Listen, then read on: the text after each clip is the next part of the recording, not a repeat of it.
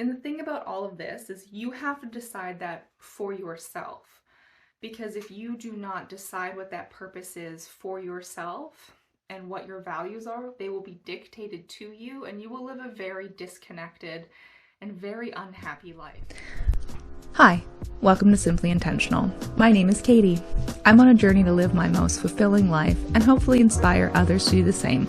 Come along as I figure out my 30s one day at a time, and don't forget to like and subscribe so you don't miss out on any of my adventures. What's up, my dudes? Welcome back to another episode of my internal monologue, Living Forever on the Internet. If you are new here, we talk about the meaning of life, why we're here, why do we do what we do, how do we live our best lives, what is the point of any of this?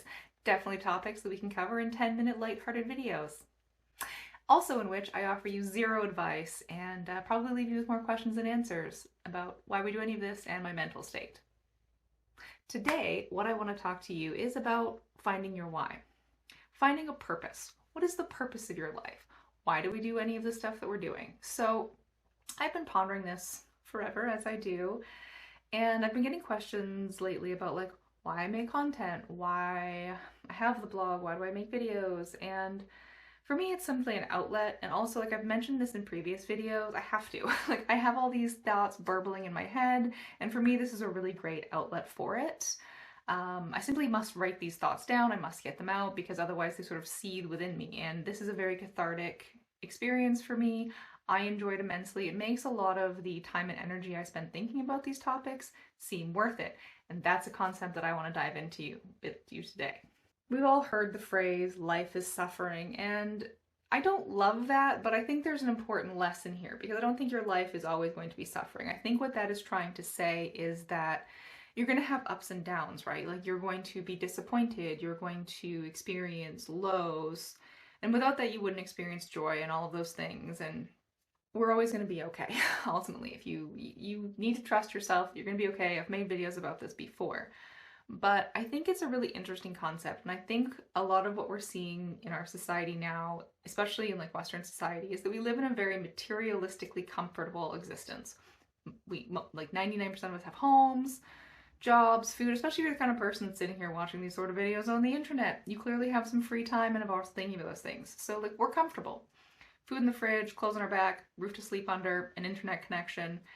And I think that, when you talk about a hierarchy of needs, as those needs are met, we then have the space to ponder things like, why do I exist? What is the purpose of my life? Simple things, And because we are thinking beings, we need this meaning. We need to create an understanding of why we're here doing any of this. And especially as we suffer under capitalism, it can be kind of hard. Like we're literally living through one of the most like explosive summers. Everything's on fire. Everything's on fire. And that's kind of wild. So as we have more space in our lives to think about these issues, I think a lot of us are struggling to find a purpose, and it's creating a lot of discontent internally for a lot of people when on paper we are very like materially comfortable. And I was watching a video earlier this week about finding your purpose, and so I got kind of inspired, but they talked about Carl Jung and his idea of like your purpose is what you're willing to suffer for. So finding your purpose, finding your why of why you're doing this is what makes the suffering in your life worth it. Emotional turmoil, no never, and we're not talking necessarily like physical suffering, like you're out there, in pain every day, but what makes the human condition worth it for you? Because we all struggle in our own ways. We all have things that we suffer through, loss, all that kind of stuff. And so what makes it worth it for you? And for me, the kind of person that I am, for me, it's like, what brings you joy? What balances out the bad days? What sort of things make it worth it for you to go about your day? And what is your outlet? What is the thing that makes you feel like this is all working towards something, right? For me, what makes a lot of this worth it is my family, my community, my friends, the people in my life that I have meaningful connections with me. We talk about finding your values and intentions on this channel a lot, and for me, one of my core values is community. It's the people in my life that I care about, that I can love and support. And this content that I'm making for me is a way to, one, build that community of like-minded people that want to have these conversations, or maybe open up someone's eyes to the idea that you can define your own values. You can define what meaning looks like for you. You can define your purpose and what makes suffering worth it. I want to create a discussion, right? For me, the self-doubt of making these videos, the self-consciousness of putting myself out there on the internet, it's a lot, right? Like sometimes you get really nervous about putting your thoughts out there. You know, you don't want to seem inarticulate. You don't want to seem like you don't know what you're talking about. I don't know what I'm talking about most of the time.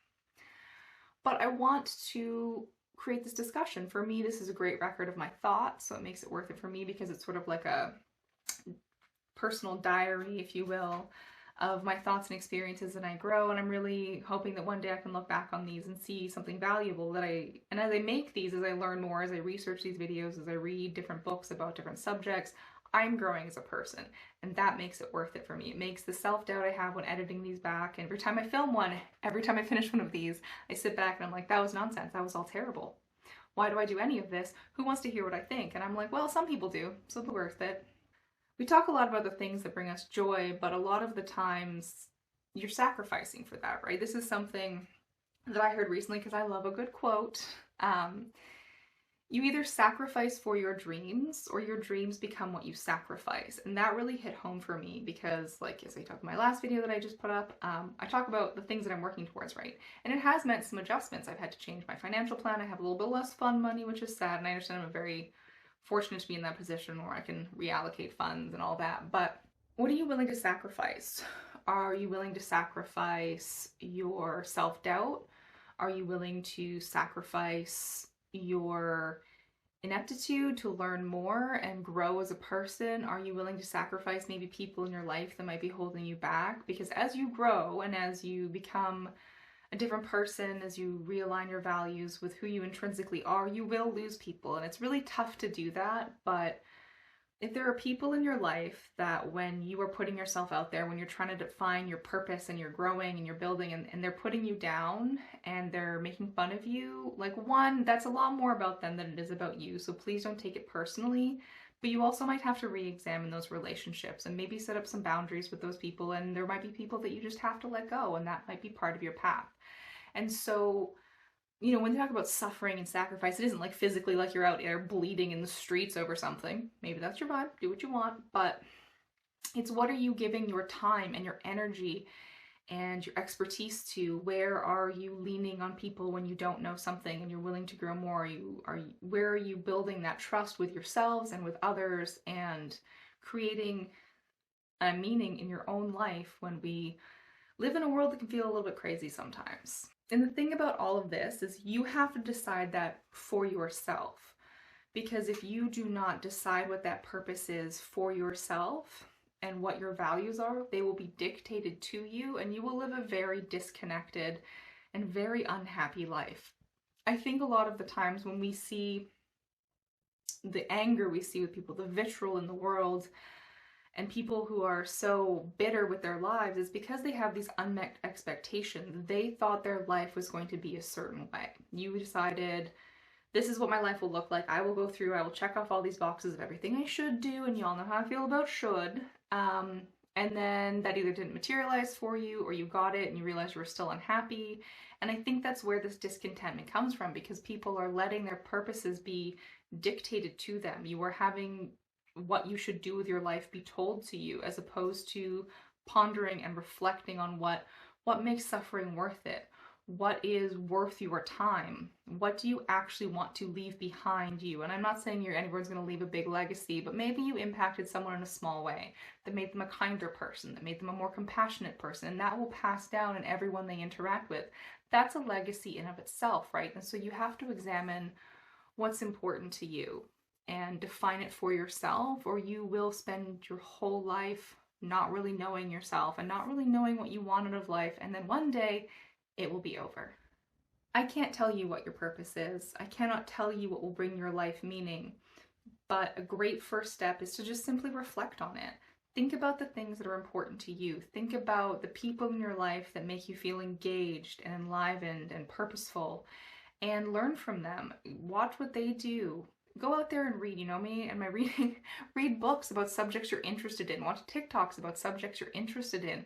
Learn a new hobby. Figure out who you want to spend time with and what you want to spend your time doing. And then you will feel that there are moments in your day that make it worth it. Because everyone has to get up and go to their job. Everyone has to do the dishes. Everyone has to do laundry. Everyone has to go and sit through a family dinner. They just don't want to.